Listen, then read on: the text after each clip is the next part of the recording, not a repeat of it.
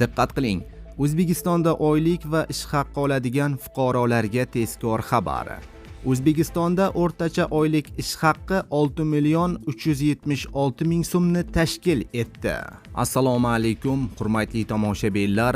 So'nggi yangiliklarni o'tkazib yubormaslik uchun hoziroq like tugmachasini bosib qo'yishni unutmang.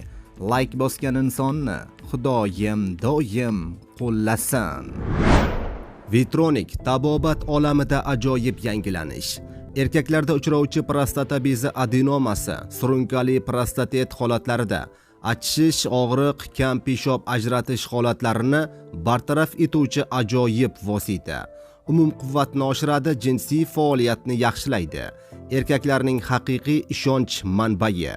Mahsulot ta'sirini 5-7 kun ichida sezasiz. Vitronik har tomchisida mo'jiza.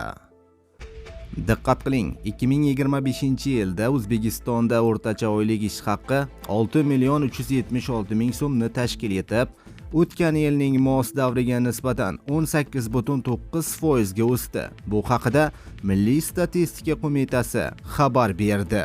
Hududlar kesimida ish haqqining eng yuqori miqdori Toshkent shahrida 10 million 773 ming so'm.